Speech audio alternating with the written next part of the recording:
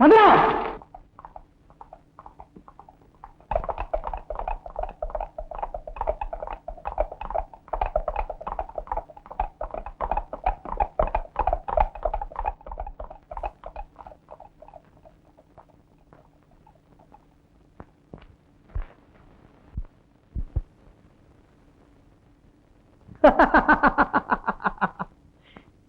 கத்தியை காட்டுவதுதான் காதலின் வரவேற்போ? ஆஹா, அரண்மனையில் அன்று ஆணாக நடித்ததை விட இன்று ஒன்றும் அறியாதவள் போல் நடிப்பது மிகவும் அழகாயிருக்கிறது. ஓஹோ, அப்படியா?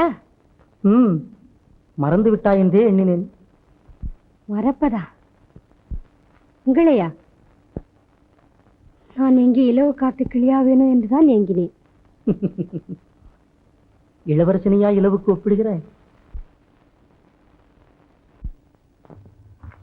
உன் இருப்பிடத்தை தெரிவிக்காவிட்டாலும் நம் காதல் வேகம் பள்ளத்தை தாவி வரும் வெள்ளத்தைப் போல, கரையை முத்தமிட வரும் அலையைப் போல. எங்கே கவனம்? இல்லை இல்லை, ஆமா ஆமா. இப்ப நான் என்ன சொன்னேன்? அலை அலை அலை.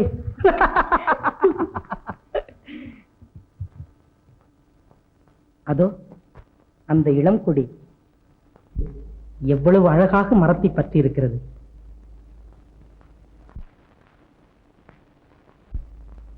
ஆனால் மற்றொன்று முயன்று முடியாமல் காற்றில் அலைந்து கொண்டிருக்கிறது. ஆம், அதுவும் மரத்துடன் படரட்டும். வேண்டாம், இதன் சேர்க்கைக்கு அதுவும் இடையூறாக இல்லையே. அதை பற்றி நமக்கேன் கவலை?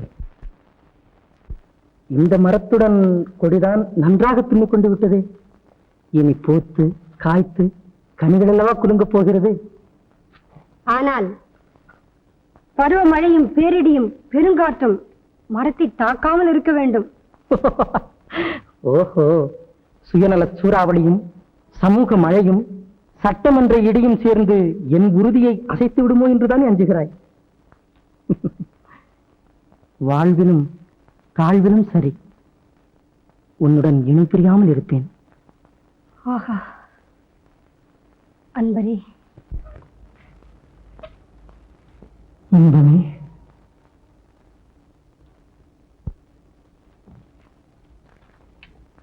மதனா, இன்றாவது உன் இருப்பிடத்தை தெரிவி.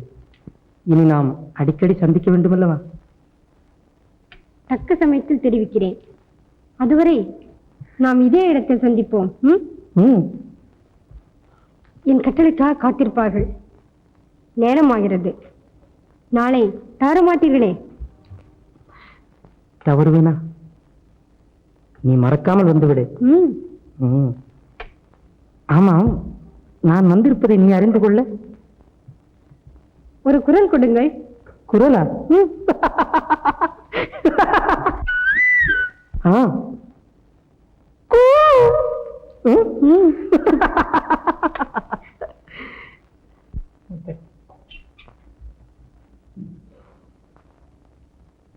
உட்காரம். அன்பழகரே, ஓவியங்களில் எதை விரும்புகிறாய்? ஒன்றும் தன் மனதுக்கு பிடிக்கவில்லையா? பின்பு யாரைத்தான் மணக்கப் போகிறாளாம்? தன் விவாகத்துக்கு அவசரம் இல்லையா? தங்கள் மறுமணத்திற்கு ஏற்பாடு செய்ய சொல்லுகிறார்கள்.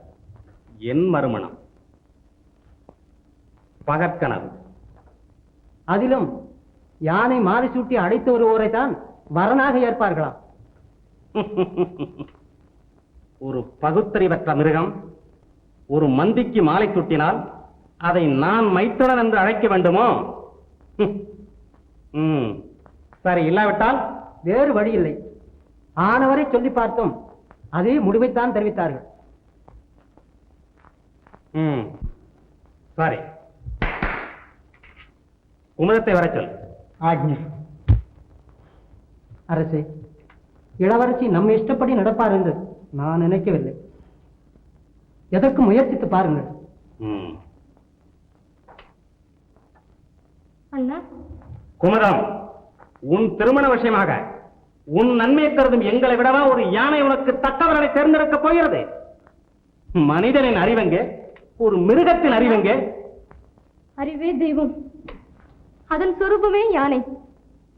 அதை விளக்கவே ஓங்கார வடிவமான யானை முகனை முதற்கடவுளாக வழிபடுகிறார்கள். போதும். அரசனை தெய்வமாக தெரியவில்லையா? இருப்பினும் தன்னிடம் அன்பு காட்டும் ஒரு குழந்தைக்கும் யானை அடிமையாகிறது. ஆகவே என் விருப்பத்தை பூர்த்தி செய்யுங்கள் அண்ணா. உன் பிடிவாதத்தை விடமாட்டாய். யாரங்கே? குமுதாமின் விருப்பப்படி யானையிடம் மாலை உடுத்த அனுப்புங்கள். அண்ணா,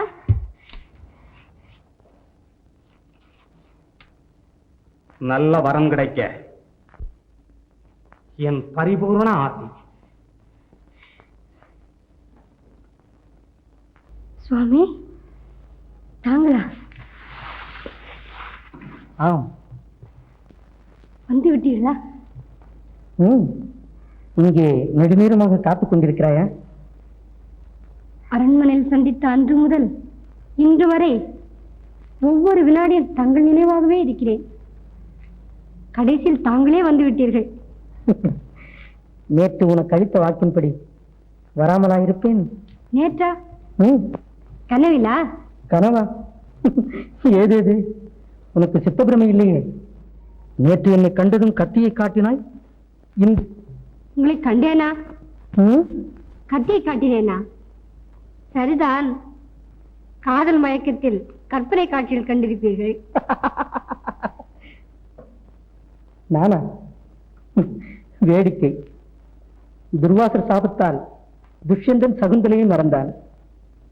நீ எந்த வாசர் சாபத்தால் நம் சந்திப்பு மறந்தாய்?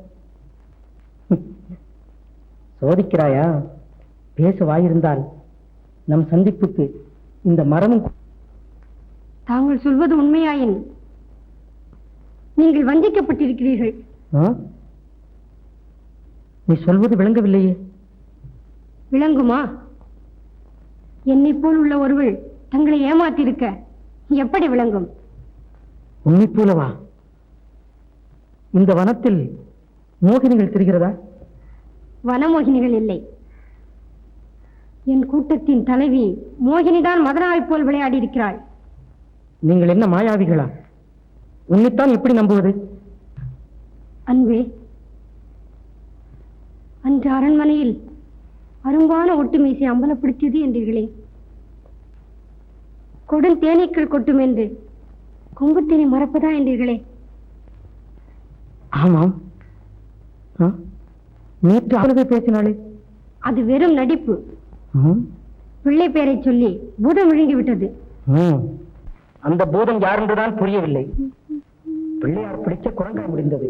அதோ குரங்கும் கிளை தேடி வருகிறது. பிடிவொடுக்காமல் பேசி பாருங்கள். நான் மறைந்திருக்கிறேன்.